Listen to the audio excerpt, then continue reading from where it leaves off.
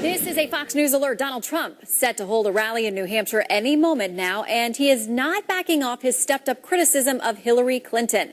Hello, everyone. I'm Shannon Bream. The Republican nominee coming off a roundtable this morning with Republican leaders in the New York area, where he called Clinton disrespectful to African Americans. And today, Trump is doubling down on his call for a special prosecutor to investigate the Clinton Foundation. This comes as Quinnipiac University releases a new national poll showing Clinton has cracked 50% for the first time. 51% of voters say they support her compared to Trump's 41%. We've got Fox team coverage. Catherine Herridge is standing by with new trouble dogging the Clinton today. Leaks again. Senior national correspondent John Roberts live at the Trump rally in Manchester, New Hampshire. Good afternoon, John. Shannon, good afternoon to you. Where Donald Trump is expected to take the stage sometime in the next few minutes. He's expected to go hard again on Hillary Clinton about the Clinton Foundation. But the Trump campaign is outraged over a new web video that the Clinton campaign released this morning, which attempts to tie Donald Trump to leaders of the Ku Klux Klan and the so-called alt-right movement. In a very sharply worded statement issued just a short time ago, Pastor Mark Burns, who is a Trump supporter, says, quote, Hillary Clinton and her campaign went to a disgusting new low today as they released a video tying the Trump campaign with horrific racial images. This type of rhetoric and repulsive advertising is revolting and completely beyond the pale. I call on Hillary Clinton to disavow this video and her campaign for this sickening act that has no place in this world.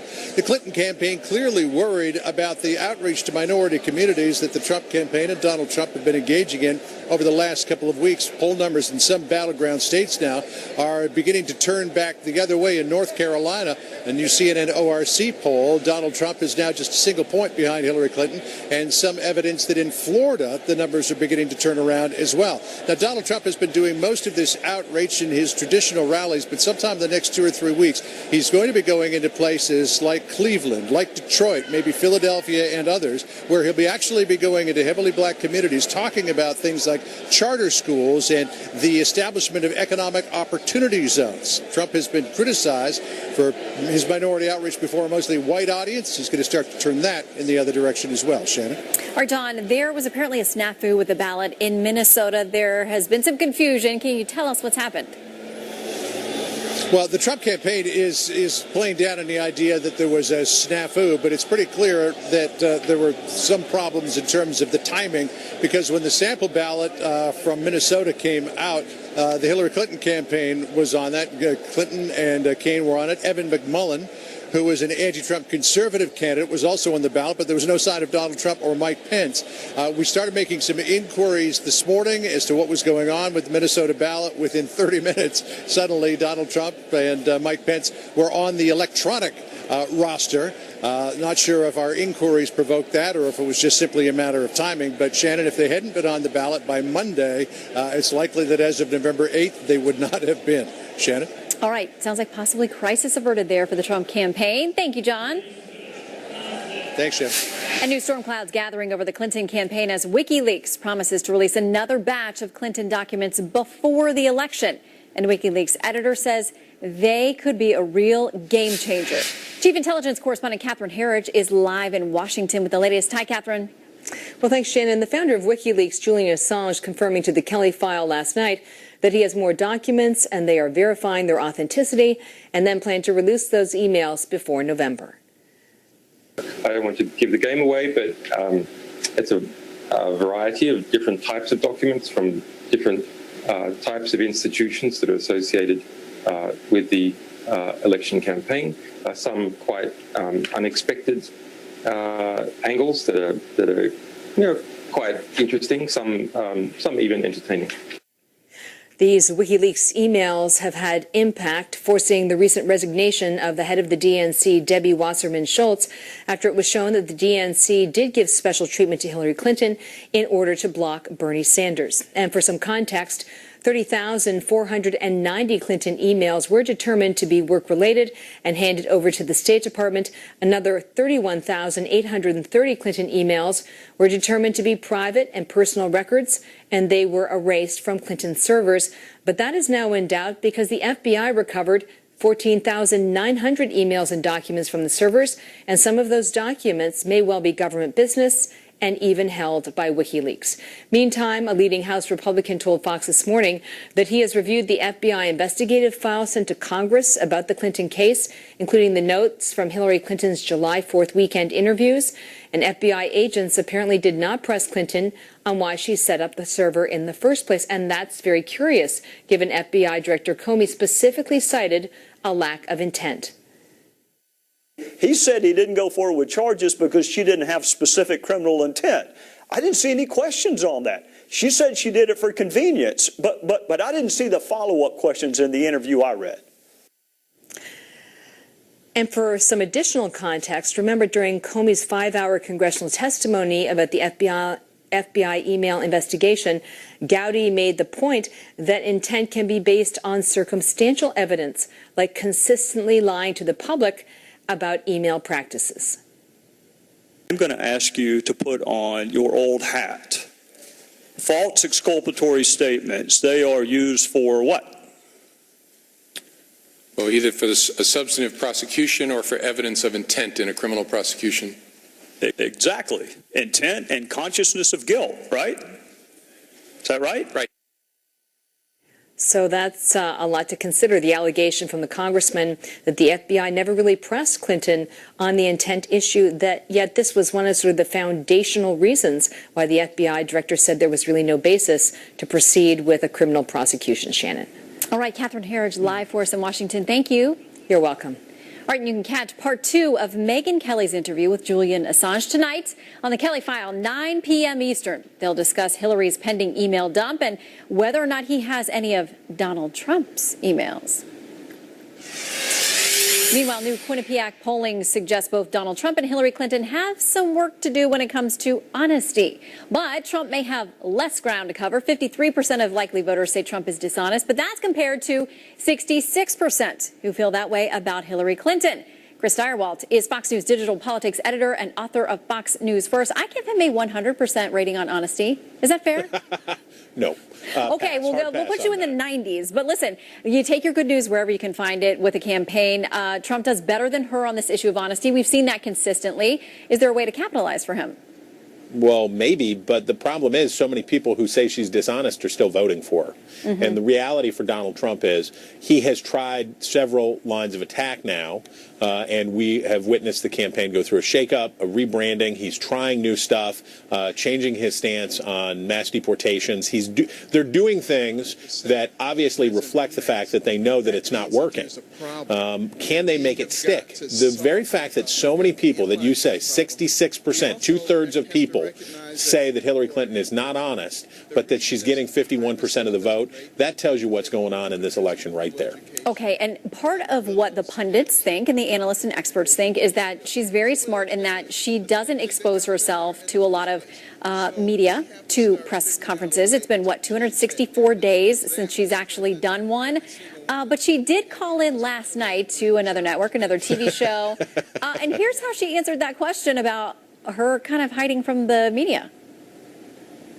You haven't done a press conference in more than 260 days. Well, Anderson, I'm talking to you right now, and I've given, I think, way in excess of 300 interviews this year. So I'm going to continue talking with the press and answering questions. And why not give a press conference, though, with a lot of different reporters? Well, you know, I mean, I've got a lot that I have been sharing with the press, talking to the press, as I'm doing with you right now. So Chris, you and I know that we've gotten the same kind of defense from the White House and from the president, who point out how many things he was doing, but then it was like People Magazine, Entertainment Tonight, the woman who's eating cereal while she's in the bathtub with it. Glozell, bless her heart. What about just a good old-fashioned press conference? Will we get one? Why would she? She's getting away with it. The thing about getting away with it is you don't stop getting away with it. If you were out robbing banks and you could just walk in and fill up your trunk with money and drive out of the parking lot, nobody ever stopped you, you'd probably keep doing it.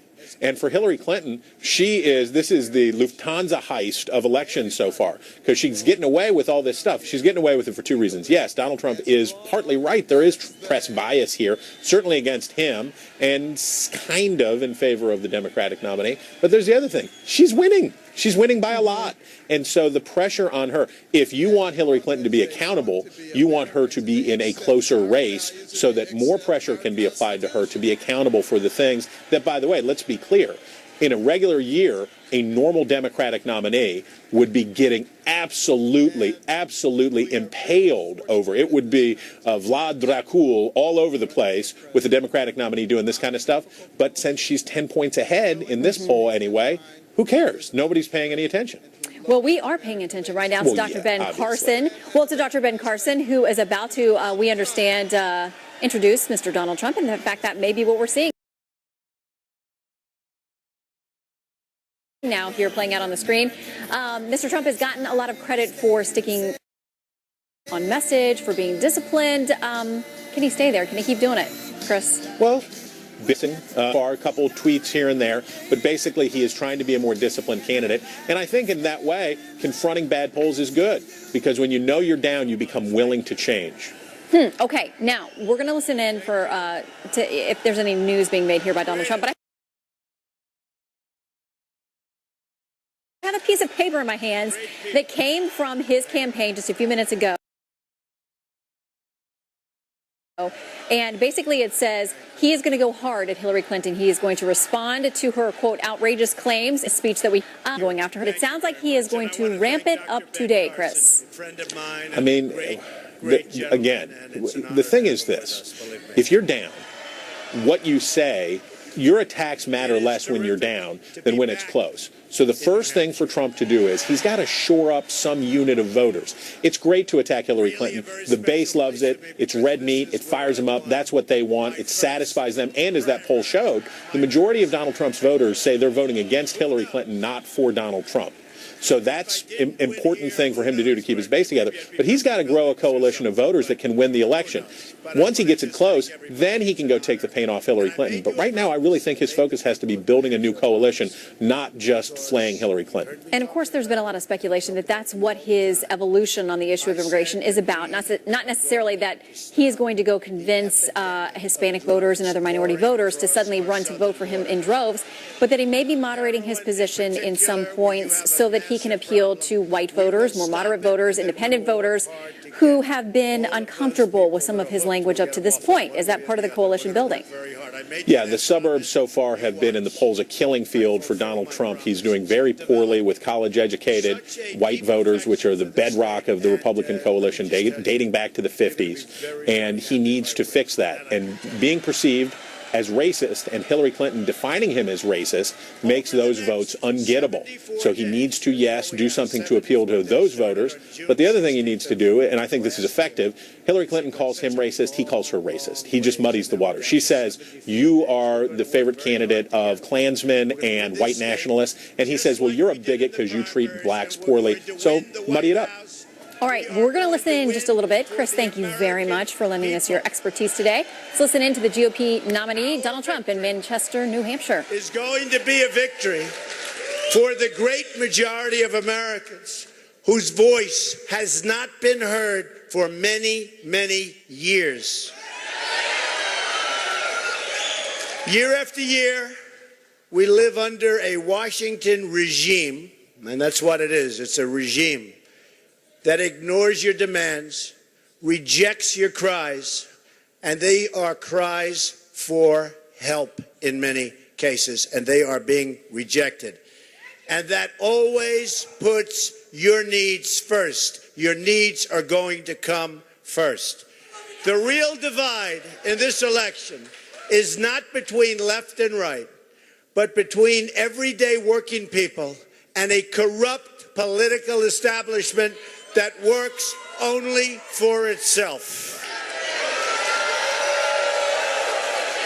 This election is a chance for the great majority of decent citizens to end the rule of a small group of special interests and to return that power to the voters, or, as we would say, to the people.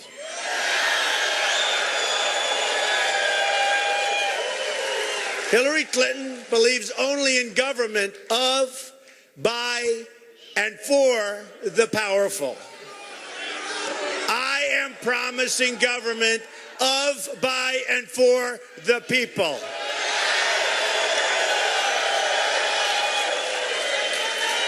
In this fight, which will be a big one, we are taking on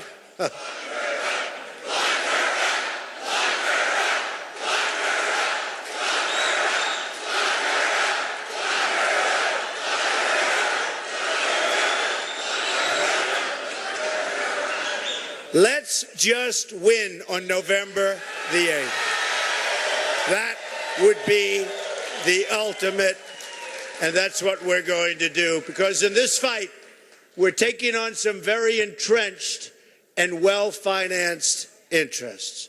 Money is pouring in to her campaign by the special interests, the lobbyists, the donors, the people that own the companies that are moving your jobs to Mexico and other places. These are the same people who pay Hillary $10,000 a minute for a speech. Not a good deal. Not a good investment.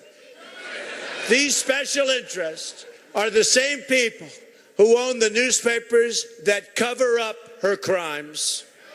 They're covered up. These are the same Wall Street firms who paid Hillary Clinton $250,000 each time she delivered her secret remarks that nobody knows what she said. They're the same people who paid Bill and Hillary Clinton over $150 million for speeches since Bill left the office. And who donated countless millions of dollars more to the Clinton Foundation. But you have the power with your vote. And by the way, New Hampshire is a very, very important state in this election.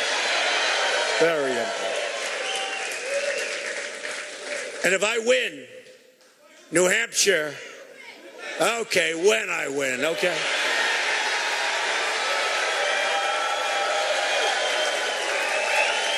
Okay, when I win. Just remember this. This is a promise. New Hampshire is staying right where it is in terms of primary. It's an unbelievable state and an unbelievable tradition. And there's a lot of talk of moving you to the back of the pack. That's not going to happen. It's not going to happen. So I give you my word, New Hampshire stays right where it is. Okay?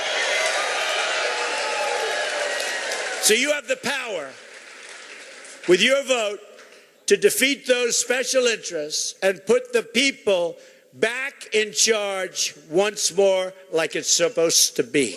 This has been a very historic week in American politics.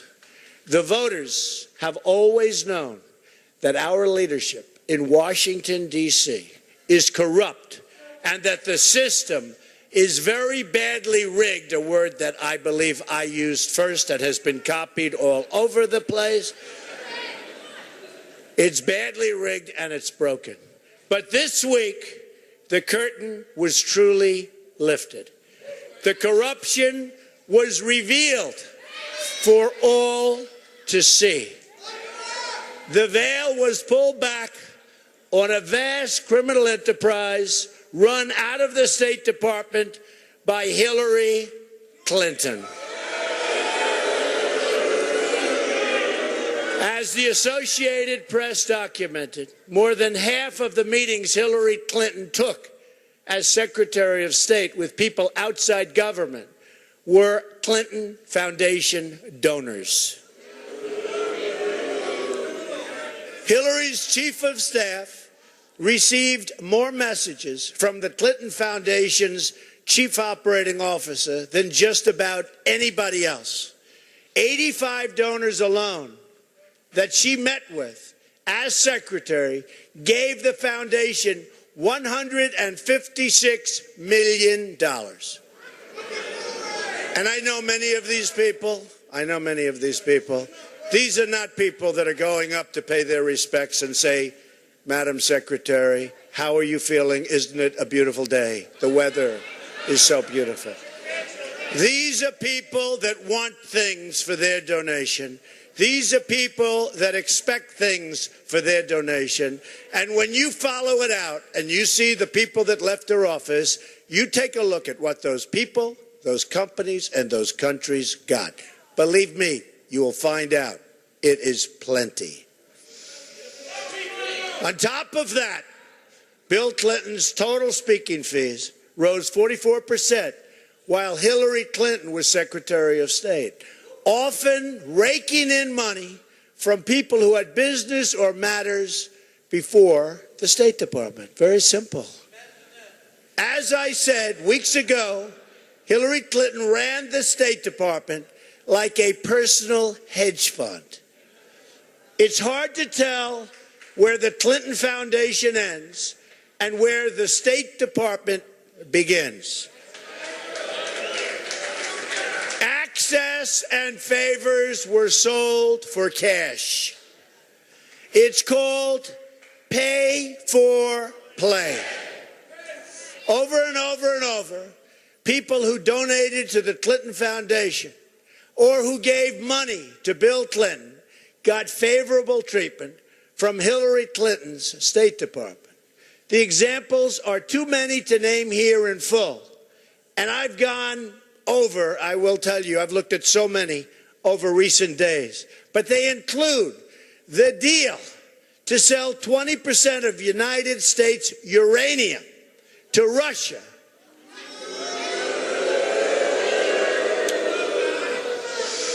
Or the very favorable treatment given to UBS, big bank, giant bank. It includes, we're all sick of it.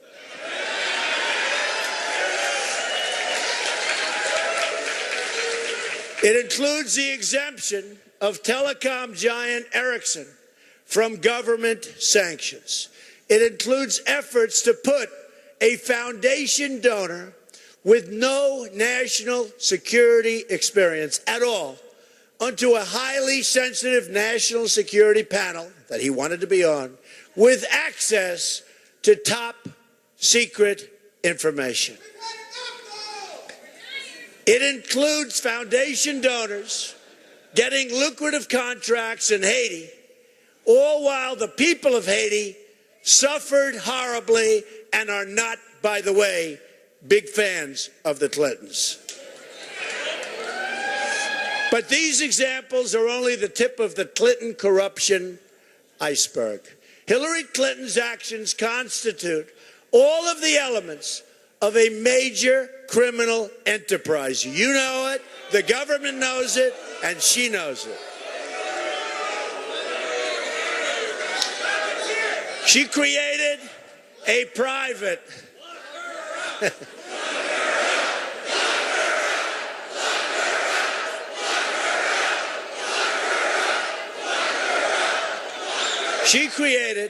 private illegal email server in order to hide her corrupt dealings. That's all it is, folks. Very simple.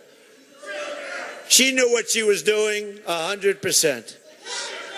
She did so knowing full well it would put American lives at risk by making classified information highly vulnerable to foreign hacking. And that's what happened. And by the way, people that did 2% of what she did, their lives have been destroyed. But she didn't care. As long as it helped her get away with a crime, no risk to America was too great. It didn't matter to her. And now she's running for president. Then, to further cover up her crime, she deleted 33,000 emails to keep them out of the hands of the authorities and the American public.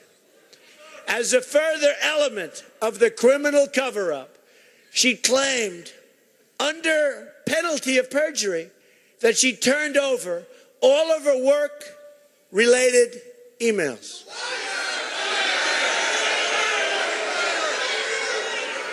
We now know this to be one more massive Clinton lie and deception. The FBI found thousands of work-related emails she failed to turn over, including the new discovery this week of 15,000 more work-related emails she did not disclose. What is being uncovered now is one of the most shocking scandals in American political history. It's Watergate all over again. It's Watergate.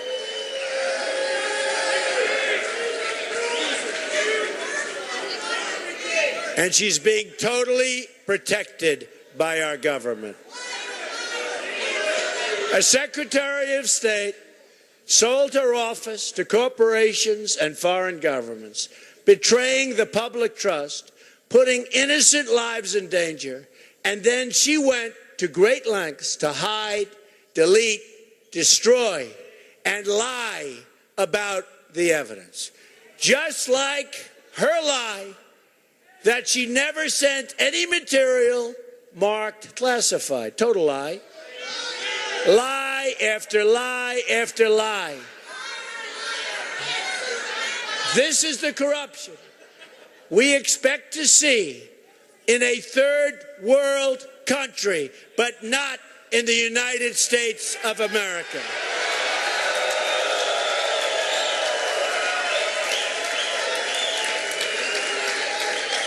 Just imagine the damage to our security, to our integrity, to our standing in the world. And believe me, the world is laughing as they watch. If Hillary Clinton is allowed to sell the Oval Office in the same way she sold her office as Secretary of State, and she can't help herself. She cannot help herself. We cannot let this happen. Can't let it happen. We must vote on November 8th to keep the American government from being sold to the highest bidder. Vote to save your country. So important. So important. You folks have no idea how important you are in this room and in this state. So important. And by the way, folks, if you're looking at the poll numbers, take a look. We're doing very well.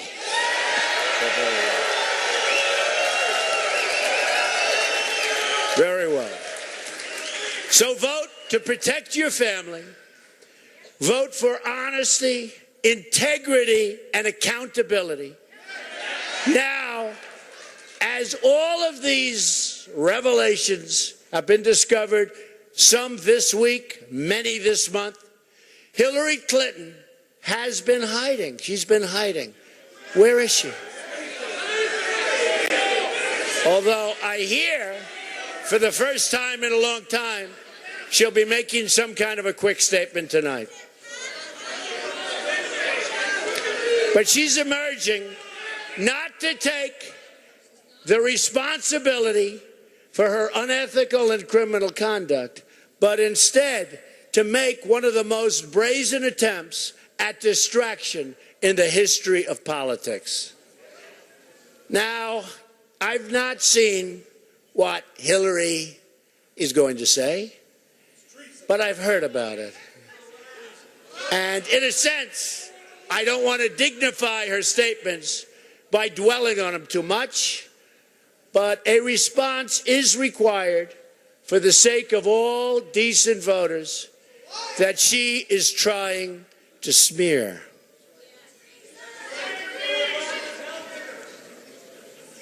The news reports are that Hillary Clinton is going to try and accuse this campaign and all of you and the millions of decent Americans at record levels. There has never been anything like this. This is a movement we have. This was set up. This event was set up late last night, and look what happens. Look how many people.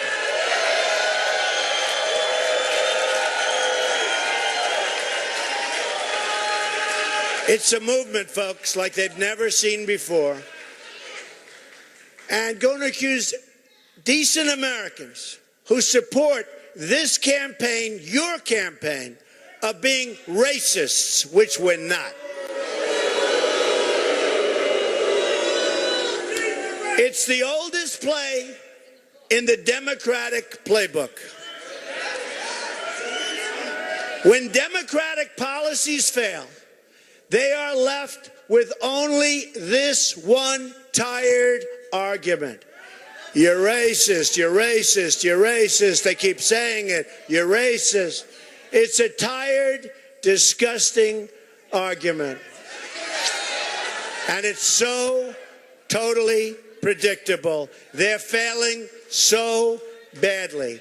It's the last refuge of the discredited Democrat politician.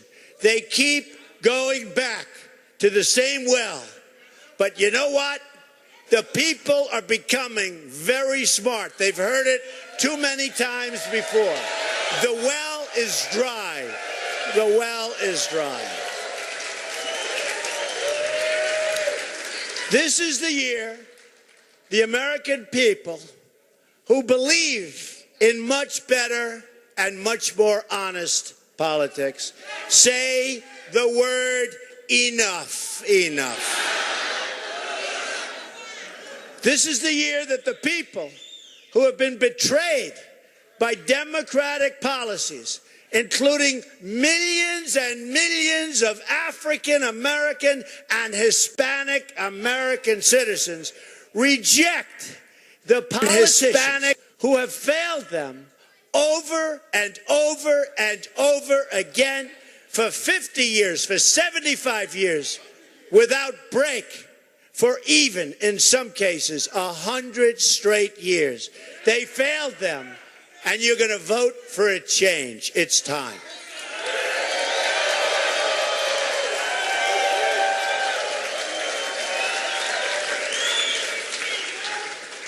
As I've discussed for many days now, Democratic politicians have run nearly every inner city in America for the 50, 60, 70, 80, 90, 100 years. Their policies have produced only more poverty, total joblessness, and failing schools. Every policy Hillary Clinton supports is a policy that has failed and betrayed communities of color in this country. But she doesn't care. She's too busy raking in cash from people and rigging the system and taking the African American vote and the Hispanic vote and saying, we're going to do a great job. And right after the election, it's bye-bye, I'll see you in 4 years. Nothing happened. Nearly 4 in 10 African American children live in poverty. 58% of African American youth are not working. More than 2,700 people have been shot in Chicago this year alone. These are the consequences of Hillary Clinton's policies and the policies of people that think like her. She has brought nothing but pain and heartache and broken promises to your inner cities. On top of that, she wants to raise taxes on African American owned businesses to as much as nearly 50% more than they're paying now. I am lowering taxes very, very substantially. She is asking for a major tax increase.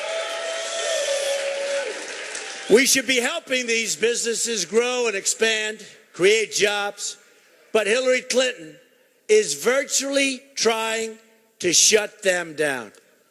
She opposes school choice. You need your education is a disaster. She supports open borders that violate the civil rights of African Americans by giving their jobs to people here unlawfully. She supports trade policies that have closed factories in African American communities and put millions of African Americans and others, all of us, out of work. So many people out of work. She supports radical regulations that puts Americans out of a job and that raise the price of their energy bills, you all see it, beyond anything that you thought would ever happen. She supports policies on crime that make communities less safe and that make it harder to raise your children in security and in peace. You see it all the time, the inner cities. Parents walking with their beautiful child and they get shot. They're shot. Their child is shot, often killed. Folks, what do you have to lose? What do you have to lose? Donald Trump will fix it. We're going to make it better. We're going to help education. We're going to straighten out crime. We're going to create jobs. We're going to bring our companies back. What the hell do you have to lose? It can't get any worse than what it is right now.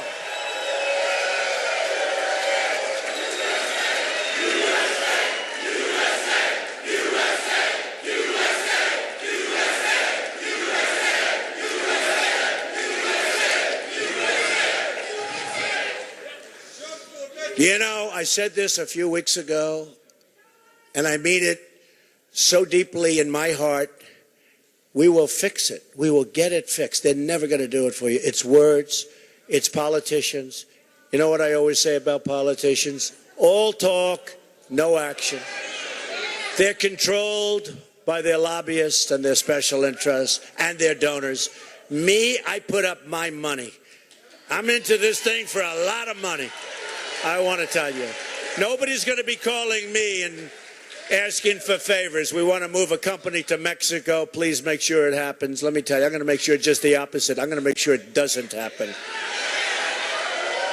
I believe every single parent in this country, and especially in the inner cities, has the right to raise their children in safety. Walk down the street in safety, not be shot at. This is one of the great civil rights issues of our time, and people don't talk about it that way. This is a civil rights issue. The Democrats have run your inner cities. They're making a fortune for themselves, and they're destroying, remember this, the people that live there. They are destroying those people. This is actually a civil rights issue. And it's a disgrace, and they should be ashamed of themselves. But Hillary Clinton doesn't want to talk about any of this. She can't defend her record. She's got a horrible record. And as Bernie Sanders said, she's got very, very bad judgment. She really does. All you have to do is look at what she's done. She doesn't have one single proposal that hasn't been tried and failed. She doesn't have one idea that does anything but destroy jobs for African Americans and Hispanic Americans and all Americans in our country. It's going to be a disaster. Her trade deals were a disaster. This will be catastrophic for our country. So what does she do when she can't defend her record? That's right. She lies. He said it. She lies. And she smears and she paints decent Americans, you, as racists. She bullies voters who only want a better future and tries to intimidate them out of voting for a change. I'm for change. She doesn't want change. As I discussed yesterday, these are the same tactics the establishment powers used to try to scare the British people out of voting for change also. It didn't work there, and it's not going to work here.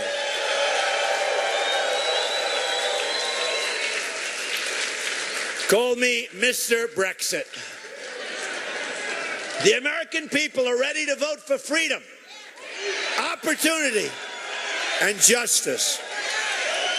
They are ready to take back control of their own futures. You have to take it back. We will take it back. The movement will take it back together. It's time. The Clintons were held accountable for their inappropriate conduct.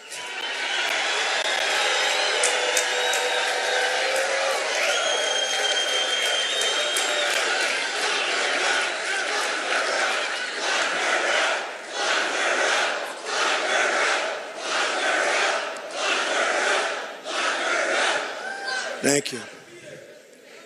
You can see the feeling in this country. You can see by these outbursts, you can see the anger at what she got away with, but maybe she won't get away with it.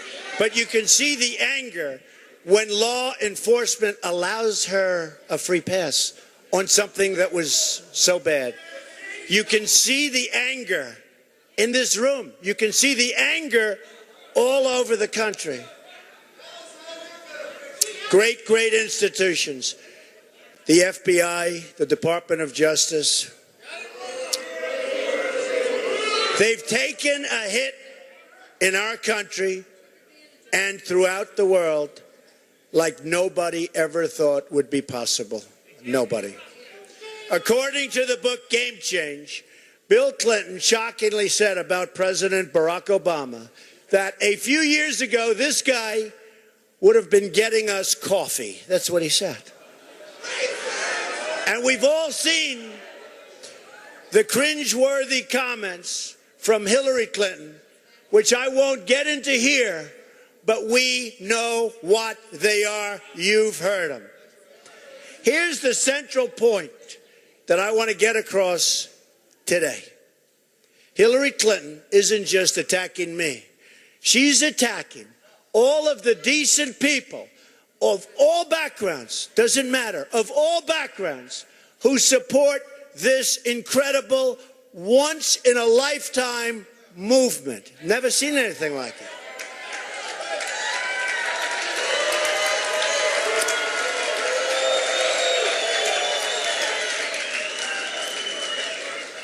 We can't let that stand. We can't.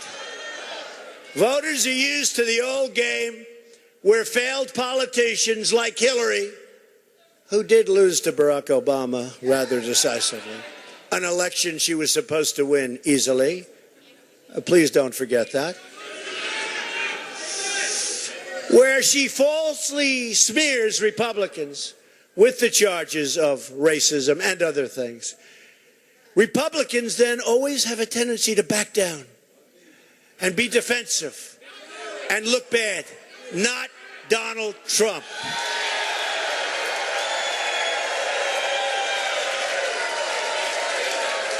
Democrats then continue to push policies that are devastating to communities of color and devastating to lots of other communities. We must break this corrupt cycle. We're going to. And we are going to break it beginning today in New Hampshire.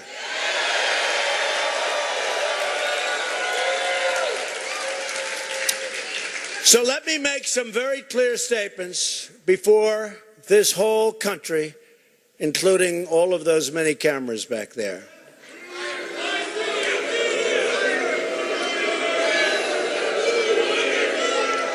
First, on the border, the people of this country who want their laws enforced and respected by all, and who want their border secured are not racists. If you want to have strong borders so that people come into our country, but they come in legally through a legal process, that doesn't make you a racist. It makes you smart. It makes you an American.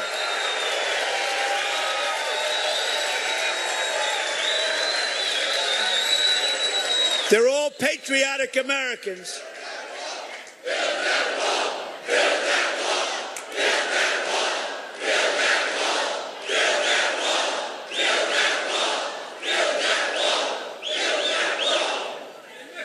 We will build the wall 100%, and Mexico will be paying for the wall. We will build it 100%.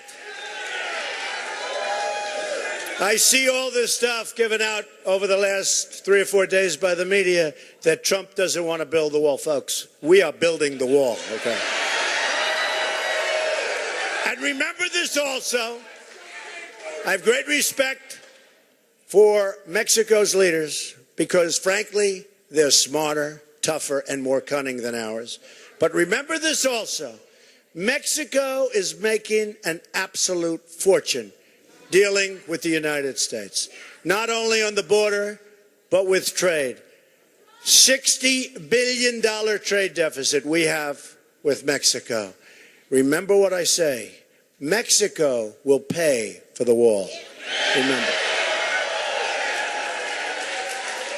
These are patriotic Americans of all backgrounds who want their jobs protected and their country kept safe. It's very simple. They want to have their country kept safe.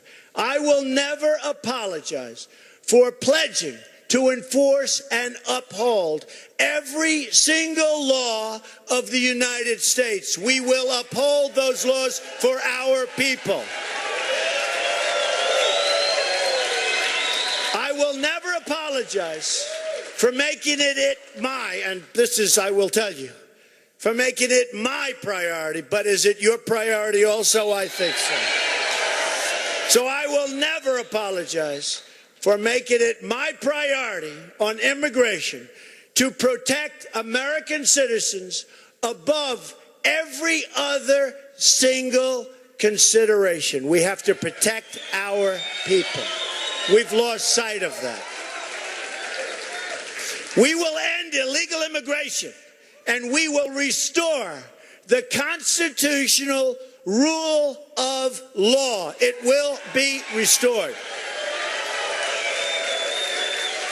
Next, on national security, people who speak out against radical Islam and who warn about refugees are not Islamophobes. They're not. They are decent American citizens who want to uphold our value as a tolerant society and who want to keep the terrorists the hell out of our country.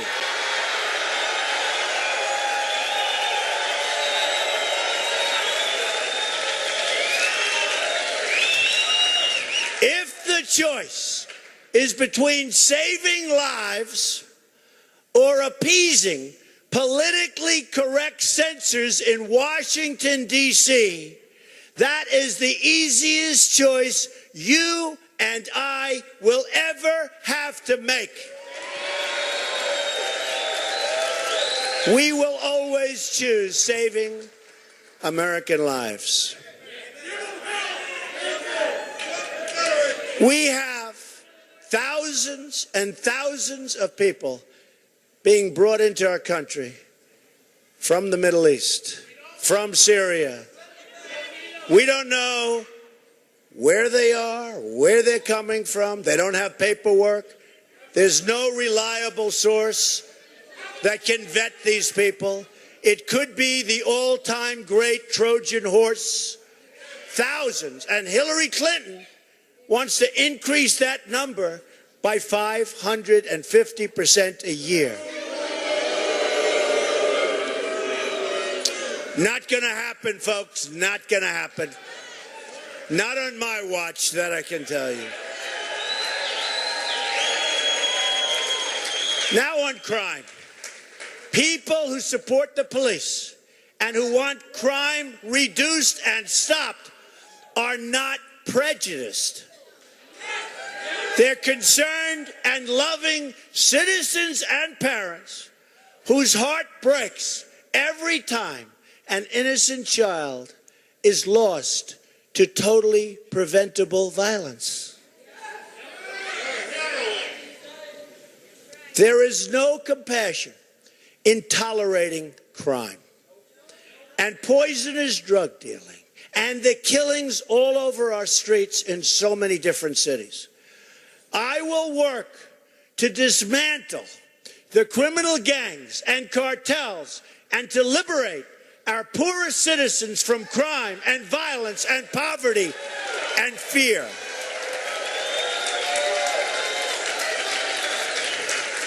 To Hillary Clinton and her donors and advisors, pushing her to spread smears and her lies about decent people, I have 3 words.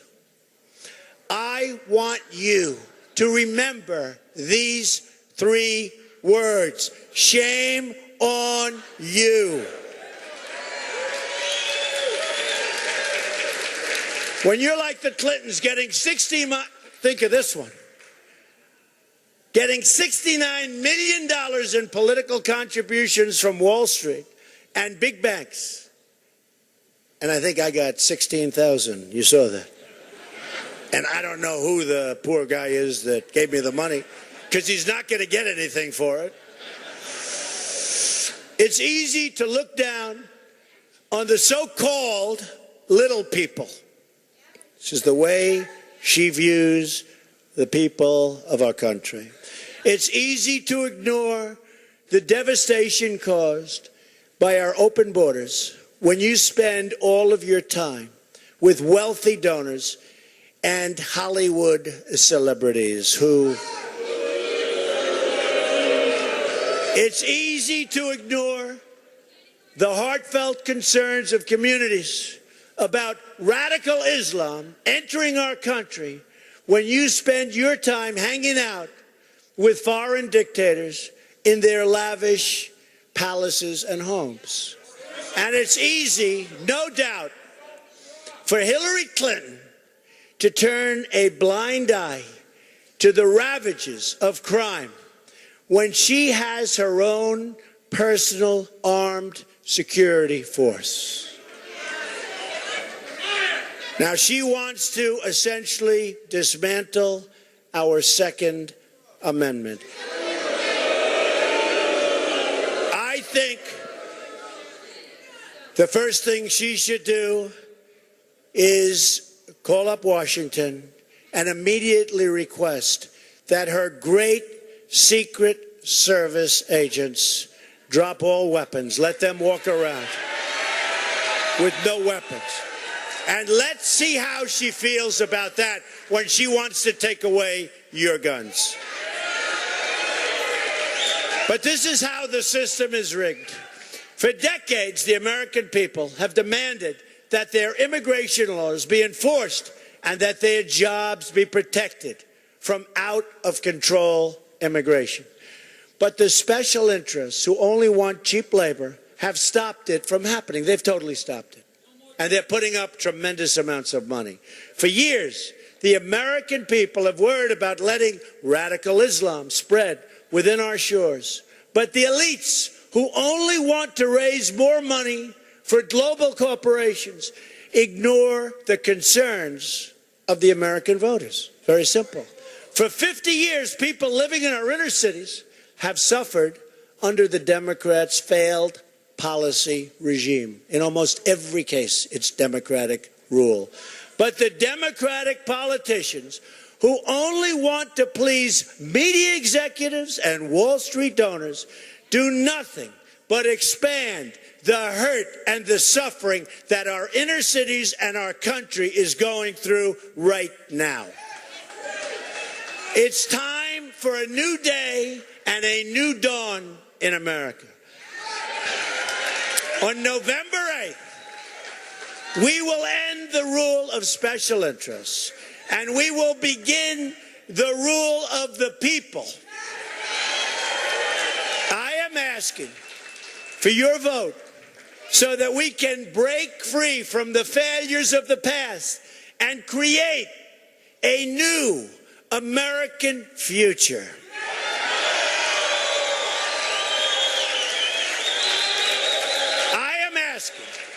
For your vote so that we can achieve amazing things for the American people.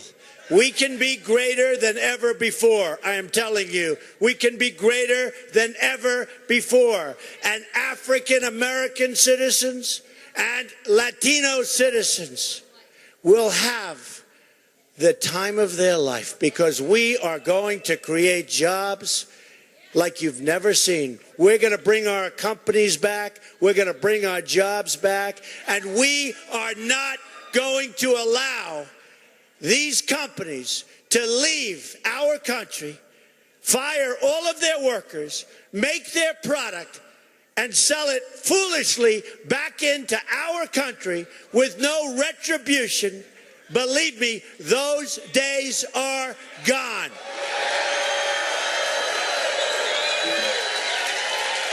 So I'm asking for the vote of every African American and Hispanic American who wants to see, for the first time, maybe ever, a better future, and a future that begins with jobs, jobs, jobs, and also education, education, education. We are going to bring back great education for our inner cities and for our country. We will fix our disastrous trade deals and stand up to the countries that cheat, of which there are many. We will lower taxes and create millions of new jobs as a result. Companies will come pouring in. We will unleash an American energy revolution. We will eliminate job-killing regulations destroying our businesses. We will repeal and replace the horrible disaster known as Obamacare.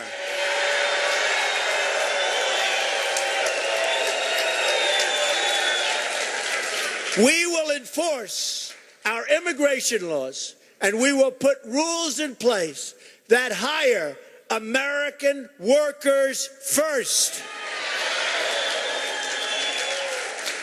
And that includes Hispanic workers, and that includes African American workers. We will end the era of nation building and instead work in partnership with our allies to crush and destroy ISIS. We will keep radical Islamic terrorism out of our country.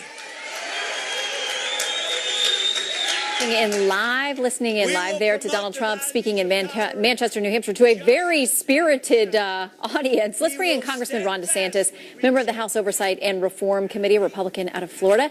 Congressman, great to have you with us today. I want to ask you about something that Mr. Trump's hit very hard on today, this issue of Hillary Clinton's emails. I know you're on the Oversight Committee. There is a hearing coming up in September, and it involves the FBI and potential perjury charges. What do you intend to pursue?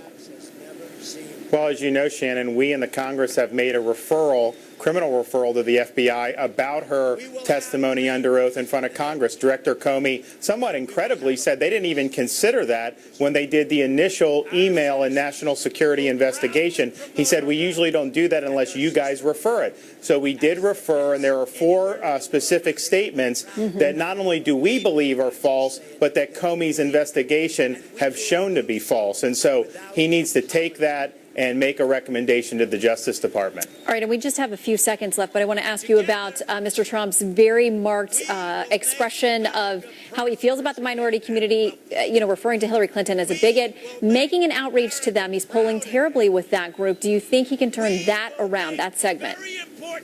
Well, I think he's got to. I think our message has to be one of limited government principles that apply regardless of your ethnic background. I mean, we're all Americans, and I think you've got to get into that sweet spot. And if you're somebody that's viewed as racially divisive, I definitely think that's a net negative. So I'm hoping that he can show that he's got something to offer for all Americans, regardless of their background. All right, Congressman Ron DeSantis, thank you so much for joining us. We will watch for that hearing coming up in September. We appreciate your time today. Yep. And as you can see there, Mr. Trump wrapping up after a very fiery speech. He said today he would go hard after Hillary Clinton, and he did on fronts, it seemed today. We'll have more analysis of that and much more of your news of the day. I'm Shannon Bream, and now here is Shep.